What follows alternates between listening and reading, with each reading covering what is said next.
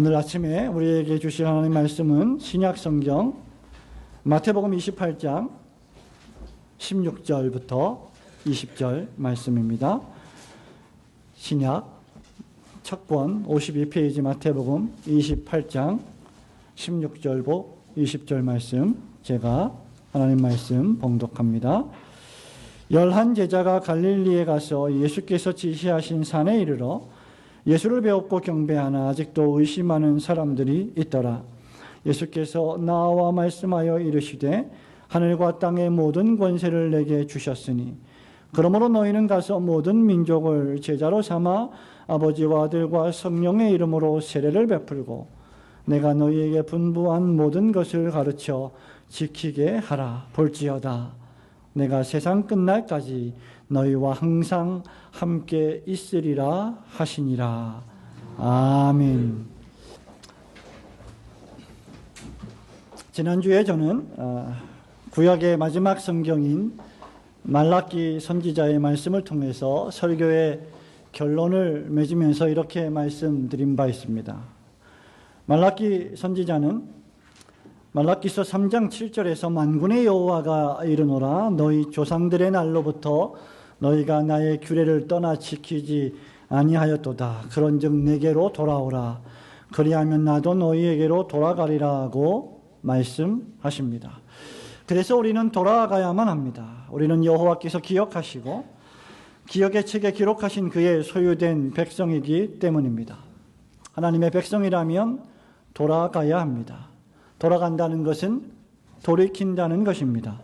이제까지의 잘못된 습관들을 고치고 끊고 그리스도 안으로 돌아가 새로운 결심과 마음으로 새롭게 주어진 길을 걸어가라는 것입니다. 그러면 하나님은 그날에 우리를 기억하시고 자기 소유 삼으시고 아끼실 것입니다. 하지만 성경 구약은 말라기로 끝났고 이 약속의 말씀이 선포된 지 400년이 지났지만 여전히 그 날 오지 않았고 그 약속도 성취되지 않았습니다. 그러나 인내하고 하나님을 경외하며 신뢰하고 버티면 그분이 반드시 약속을 이루실 것이고 우리를 지키실 것입니다. 하나님은 마침내 세례 요한을 보내셨고 때가 참에 그 아들을 여자에게서 나게 하셨고 성령을 보내셔서 우리로 하여금 마음으로 여호와를 경외하게 하셨습니다. 그리고 이제 우리는 신약의 첫 성경인 마태복음을 맞이하게 됩니다. 그리고 오늘 우리가 읽은 이 본문의 말씀은 마태복음의 결론이자 절정입니다. 여러분이 수없이 많이 들었던 또는 읽었던 하나님의 말씀입니다. 구약의 예언으로 오신 그리스도 예수께서 죽으시고 부활하셨습니다. 어떤 이들은 부활의 예수를 배웠고 경배했지만 또 다른 이들은 의심했다고 16절 말씀은 17절 말씀은 기록하고 있습니다. 10명의 제자는 즉각적으로 엎드려 경배했지만 한 명의 제자인 도마는 여러분 잘 아시는 대로 의심하였습니다. 그리고 후에 그는 다시 믿음을 회복했습니다. 바로 그때 예수께서 하신 말씀이 바로 18절 하늘과 땅의 모든 권세를 내게 주셨으니 그러므로 너희는 이라는 말씀입니다. 말라기 선지자를 통하여 우리에게 회복시켜 주실 그 놀라운 언약의 말씀을 예언해 주신 지 400년이 흐른 뒤에 예수께서 오셨고 그 예수께서 사셨고 그 예수께서 고난당하시고 죽으시고 다시 부활하셔서 하나님의 보좌의 우편에 앉아 계시기 위하여 부활 승천하시기 전에 마지막으로 주신 말씀 가운데 하나가 바로 오늘 새해 첫 주일 아침에 우리가 읽고 듣고 있는 말씀입니다. 오늘 이 첫 주일 아침에 우리는 모든 권세를 내게 주셨으니라는 예수님의 음성을 듣고 세 가지 교훈을 함께 나누기를 소원합니다. 우선 무엇보다도 모든 권세를 하나님께서 내게 주셨으니 너희는 모든 사람들에게 가서 제자를 삼으라는 명령입니다. 자, 19절 말씀을 함께 읽겠습니다. 그러므로 시작. 그러므로 너희는 가서 모든 모든 민족을 제자로 삼아 아버지와 아들과 성령의 이름으로 세례를 베풀고. 아멘. 본문 말씀은 제가 누누이 강조하지만 또다시 위대한 접속사 그러므로로 시작을 합니다. 즉 하나님께서 모든 권세와 능력과 존귀와 영광을 하나도 남김없이 다 그리스도 예수께 주셨으니 그러므로입니다. 그러므로 어쩌라는 말입니까? 우리 본문 말씀에 보면 너희들은 가서 제자를 삼으라는 말입니다. 여기 가라, 제자를 삼으라, 이 두 말은 동사로서 두 번 반복되어 있는 명령사입니다. 가서 만들라는 말입니다. 주석가 윌리엄 핸드릭스는 이 단어가 팔팔한 명령, 아주 기운찬 훈령이다, 이렇게 주석한 바 있습니다. 가라, 제자를 삼으라. 이 두 동사의 단어는 아주 강력하고도 기운찬 주님의 명령이라는 것이죠. 성도 여러분, 제자는 문자 그대로 어떤 사람입니까? 학생이요, 배우는 사람입니다.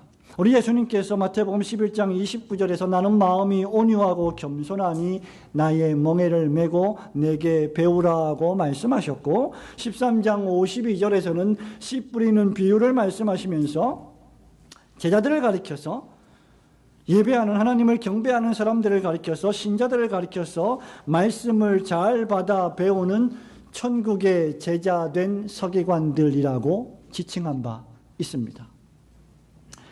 말하자면 예배당에 나와 하나님 앞에 예배하는 모든 신자들은 다른 말로 하자면 제자들이라는 말입니다. 우리는 오늘날 겸손히 배우기를 싫어하는 거대한 교만의 시대에 살고 있습니다. 오늘날 사람들은 저마다 자기 인생의 주인이요, 선생 노릇을 하고 있습니다.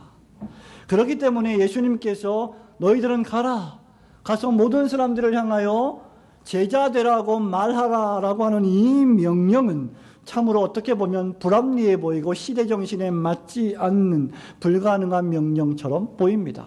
사람들이 저마다 자기 자신이 왕으로, 자기 자신이 주인으로 살고 있는데 그들에게 가서 너희는 배우는 제자가 되라 라고 말한다는 것은 대단히 어려운 일입니다.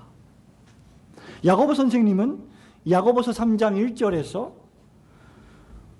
너희는 선생된 우리가 더 큰 심판을 받을 줄 알고 선생이 많이 되지 말라라고 권면한 바 있습니다.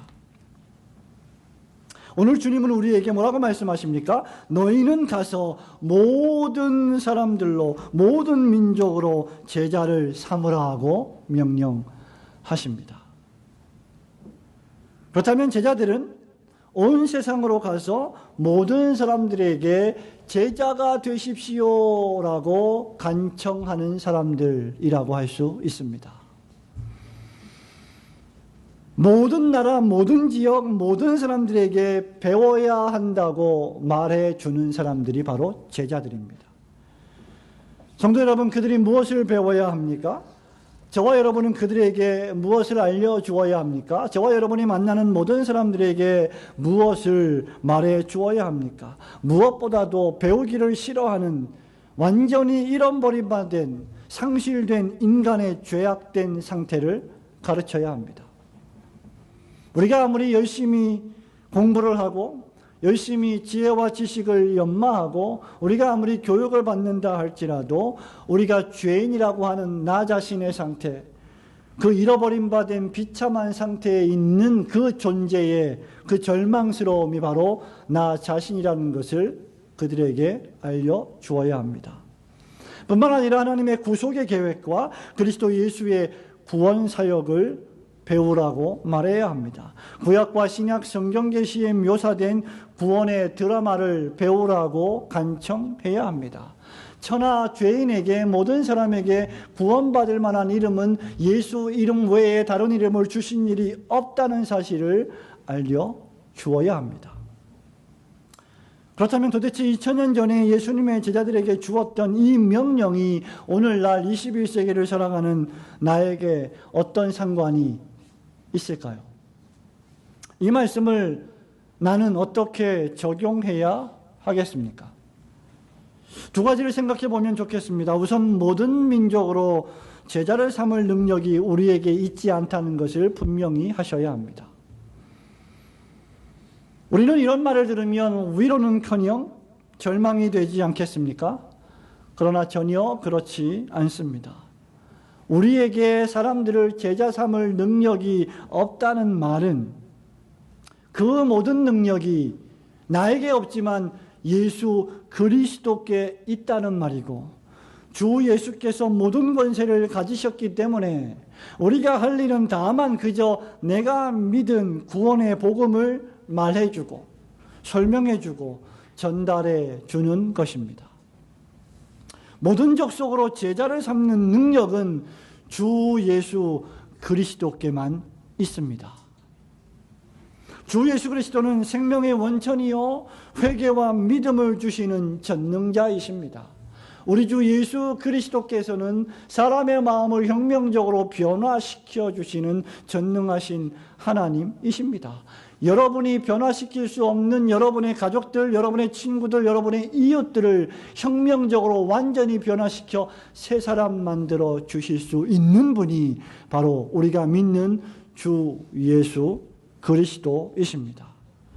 저와 여러분이 할 일은 그저 전하기만 하면 됩니다. 왜냐하면 여호와 하나님께서 모든 권세와 능력을 주 예수 그리스도께 주셨기 때문입니다. 그러므로 너희는 가서 모든 민족으로 제자를 삼으라는 것입니다.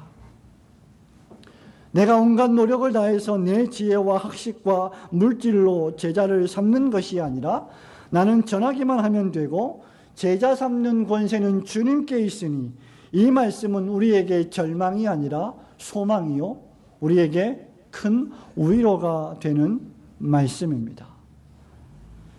사도행전 18장 10절에 보면 고린도에서 1년 6개월 동안 복음 설교를 했던 바울에게 밤에 주님이 환상 가운데 나타나셔서 말씀하십니다. 내가 너와 함께 있음에 너희는 어떤 사람도 두려워하지 말고 너를 대적하여 해롭게 할 자가 없을 것이니 이유는 이 성중에 내 백성이 많음이라 하시더라 고 했습니다. 우리는 만나는 사람들에게 전하면 됩니다. 뒷일은 우리 주님께서 하십니다. 왜냐하면 이 성 중에, 이 도시 중에, 이 지역 중에 하나님의 백성들이 반드시 있을 것이기 때문입니다. 그래서 하나님의 예정은, 그래서 하나님의 선택은, 그래서 하나님께서 인류 가운데 얼마를 구원하시겠다고 작정하셨다고 하는 이 예정의 위대한 교리는 우리로 하여금 우리의 전도의 노력을 막는 방해물이 아니라 도리어 더 강력하게 전도하게 만드는 강력한 위로의 수단이 되는 것입니다. 다른 한 가지는 이미 제자된 나 자신이 좋은 제자의 본보기가 되는 것입니다.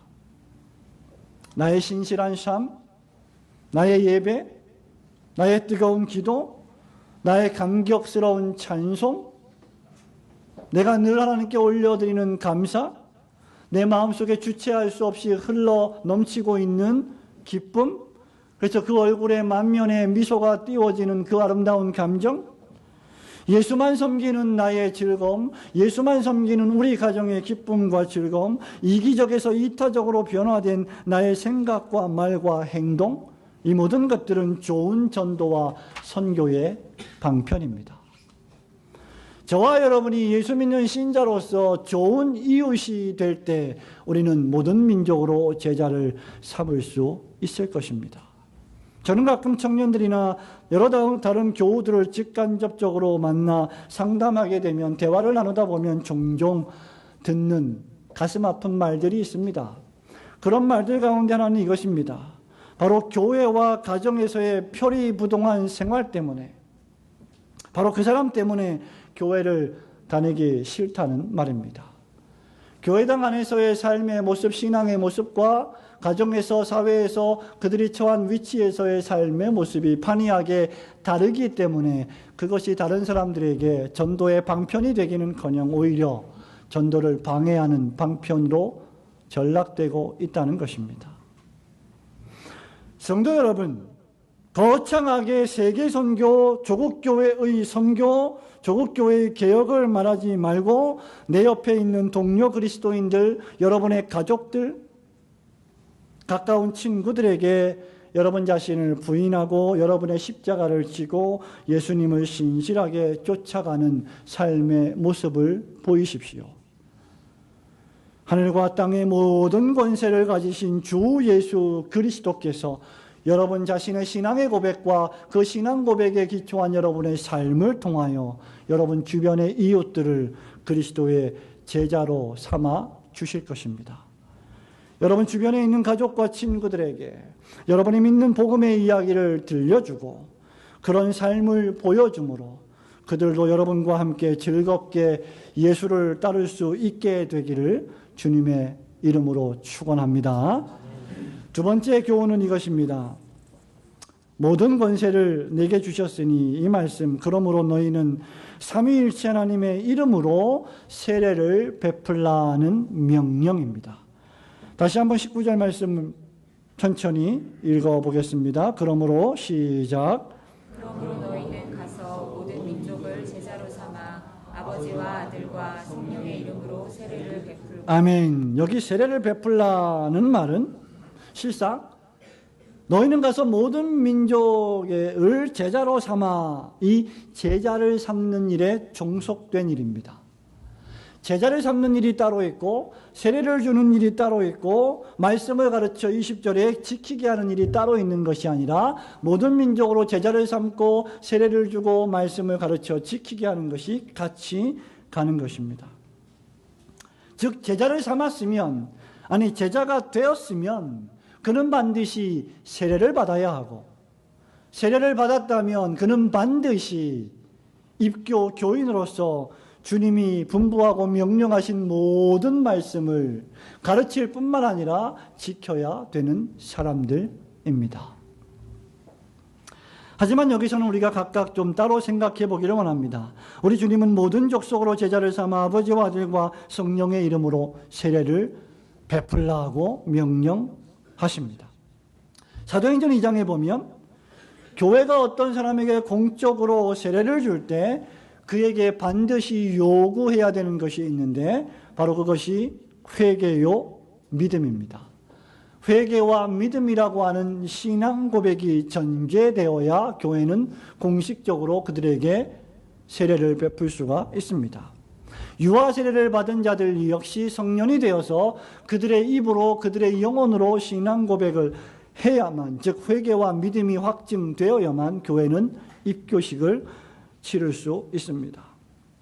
또한 예수 그리스도를 온전히 영접해야 하고 하나님의 말씀을 순종해야 합니다. 그런 자들에게 교회는 성부와 성자와 성령의 이름으로 세례를 베풉니다.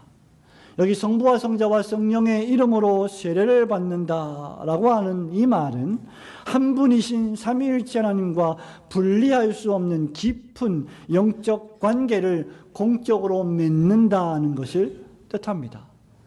성부의 이름, 성자의 이름, 성령의 이름으로 각각 따로 받는 것이 아니라 성부와 성자와 성령이신 삼위의 한 이름으로 우리는 세례를 받습니다. 그래서 성부와 성자와 성령 안에 우리는 연합하게 되고 삼위일체 하나님이 우리 안에 연합하게 되어서 우리는 하나님의 사람들이 되는 것입니다.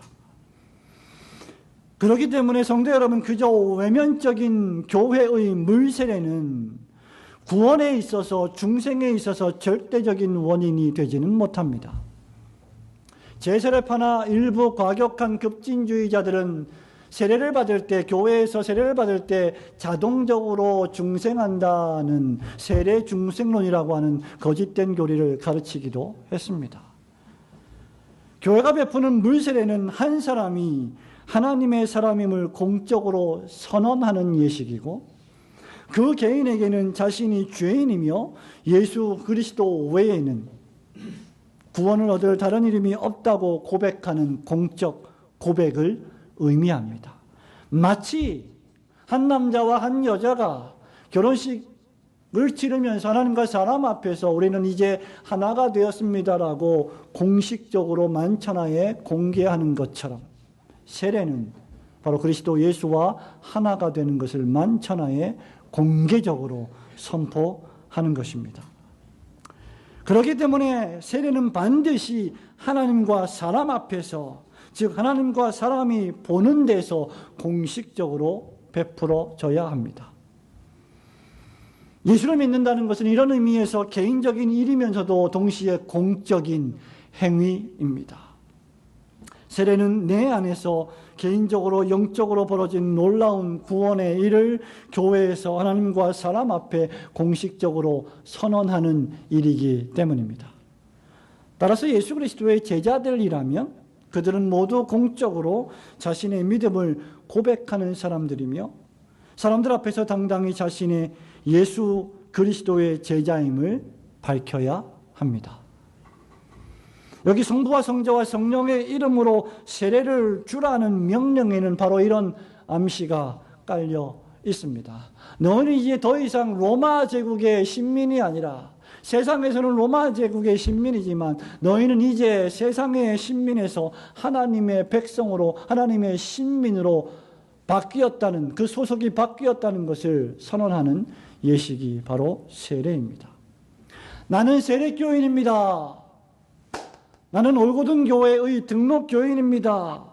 라고 하는 이 고백은 이 세상과 관계를 끊고 성삼위 하나님의 나라와 새로운 관계를 맺은 하나님의 사람입니다. 라는 공적인 고백과 같습니다.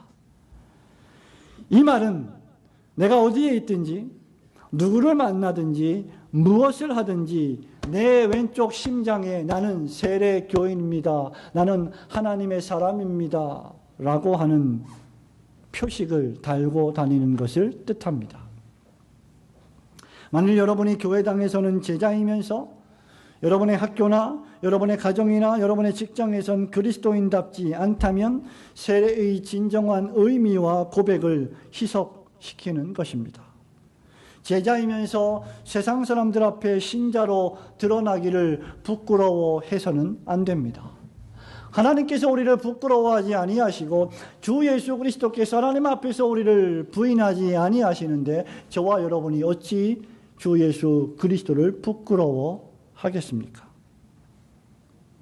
제자이면서 십자가를 지기를 싫어하고 말없이 헌신하고 겸손히 순종하기를 싫어한다면 그는 진정한 제자가 아닙니다. 마가복음 8장 38절에서 우리 주님은 무서운 말씀을 하시지요. 누구든지 이 음란하고 죄 많은 세대에서 나와 내 말을 부끄러워하면 인자도 아버지의 영광으로 거룩한 천사들과 함께 올 때에 그 사람을 부끄러워하리라. 누가 우리를 봐도 예배당 안에서뿐만 아니라 예배당을 벗어난 월요일부터 토요일까지의 삶의 장소 속에서 누가 우리를 봐도 예수를 믿는 사람들이구나, 신실한 그리스도인이구나 라는 생각이 들도록 해야 할 것입니다. 우리는 비밀 요원이 아닙니다.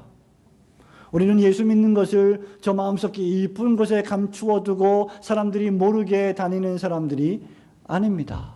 우리는 국정원 요원도 아니고 우리는 CIA 요원도 아니고 FBI 요원도 아닙니다. 우리는 만천하에 공개적으로 드러나 있는 하나님의 사람들입니다. 마치 언덕 위에 세운 건물처럼 온 세상이 다 볼 수 있는 언덕 위의 도성들로서의 제자들입니다. 그러므로 우리가 전도해야 하고 우리가 복음을 나타내야 하고 우리가 소금과 빛의 삶을 감당해야 할 장소는 교회가 아니라 세상입니다. 교회라고 하는 것은 바로 그러한 일들을 감당하기 위한 힘을 비축하고 공급하는 엔진과도 같습니다. 그래서 우리가 오늘 오후에 살펴보겠지만 예루살렘을 떠나지 않고 초대교회 제자들은 주님의 약속하신 성령을 기다렸습니다. 저와 여러분은 이렇게 세례받은 자들이 되어야 하며 교회를 통하여 여러분 자신을 통하여 이렇게 세례를 주는 제자들을 만들어야 합니다. 모든 족속으로 제자를 삼아 삼위일체 하나님의 이름으로 세례를 주는 일에 전심전력으로 기도하고 협력하시는 성도들이 되시기를 주님의 이름으로 축원합니다. 모든 권세를 내게 주셨으니 그러므로 너희는 마지막 세 번째는 내가 명령한 모든 것을 가르쳐 지키게 하라는 것입니다.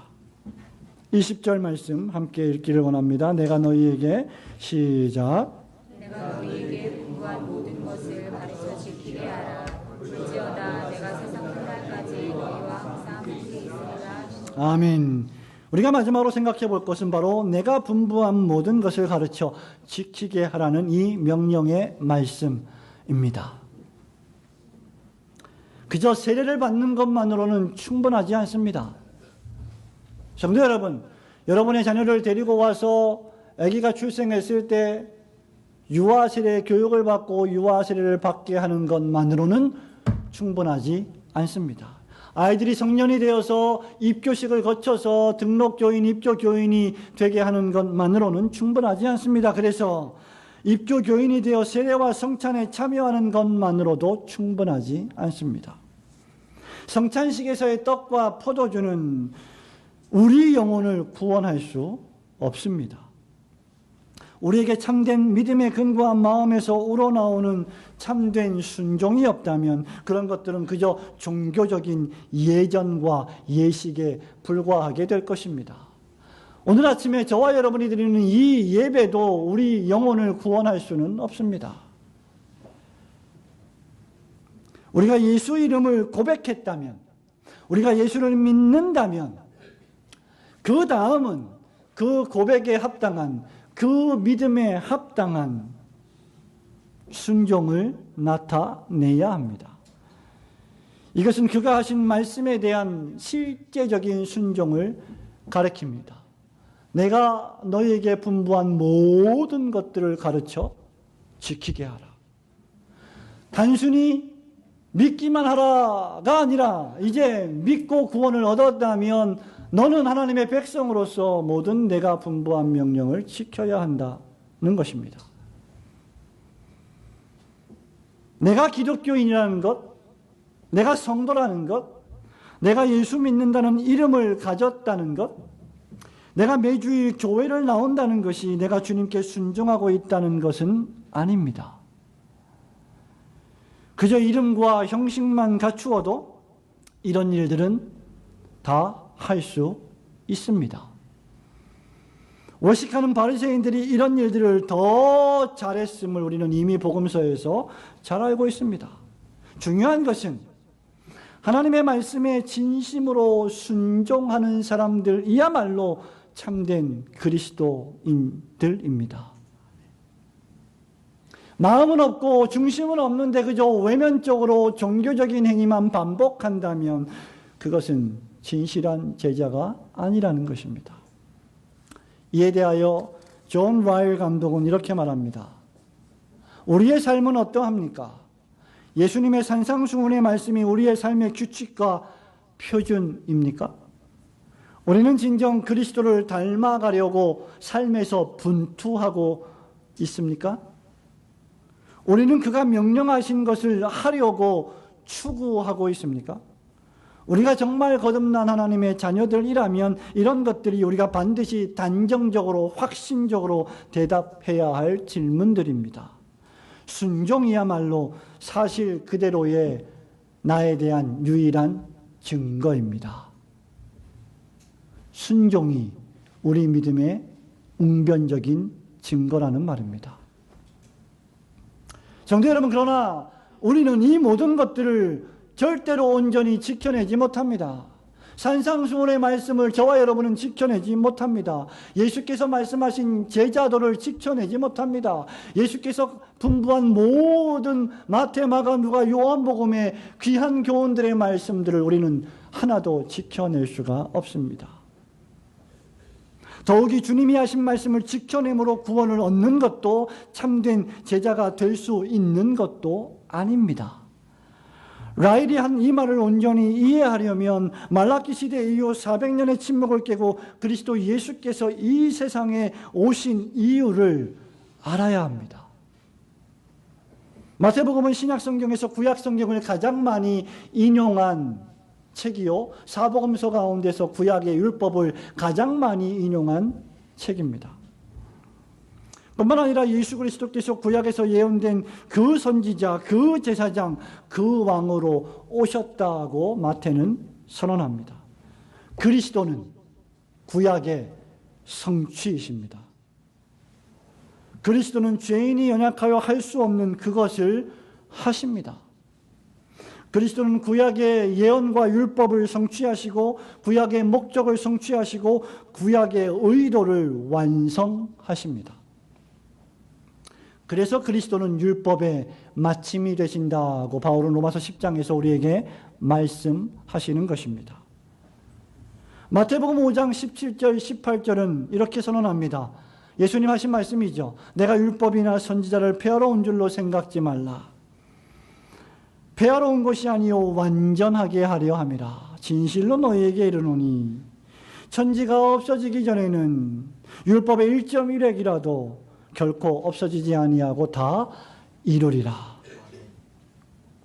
율법주의자들은 자기도 지키지 못하는 율법 조항들을 지키라고 사람들의 목에 연자맷돌을 매는 자들입니다. 이것을 행하십시오. 저것을 행하십시오. 이 율법을 지켜야 합니다. 이것은 지키면 안 됩니다. 이것은 절대로 하면 안 됩니다. 하라 하지 마라, 하라 하지 마라는 율법 조항들로 우리의 구원이 좌우되는 것처럼 선동합니다. 그러나 바울이 로마서 3장 28절에서 분명히 말하듯이 사람이 의롭다 하심을 얻는 것은 율법의 행위에 있지 아니하고 믿음으로 되는 줄 우리가 인정하노라고 했습니다. 우리가 구원을 얻고 죄사함을 받고 의인이 되며 그리스도의 제자가 되는 유일한 길은 율법의 마침이 되셔서 우리 모든 죄를 대신 짊어지시고 모든 율법을 준행하시고 지키신 십자가에 죽기까지 순종하신 그 순종의 주 예수 그리스도를 믿는 믿음으로만 가능합니다. 그렇다면 우리에게 주님께서 명령하신 이 모든 것을 가르쳐 지키게 하라는 이 말씀은 무엇이란 말입니까?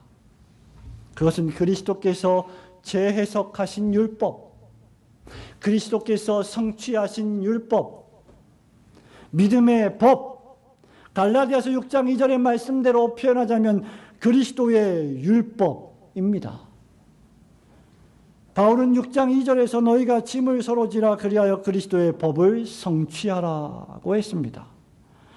위로는 하나님을 사랑하고 옆으로는 사람들을 내 몸과 같이 사랑하는 온 율법이 이 한 가지 사랑의 계명에 이루어진 이 세 계명을 지키는 율법. 그러니 예수를 믿는 제자들은 서로의 종들이 되어 각각 상대방의 짐들을 지어주어 그리스도의 율법을 성취하는 자들입니다.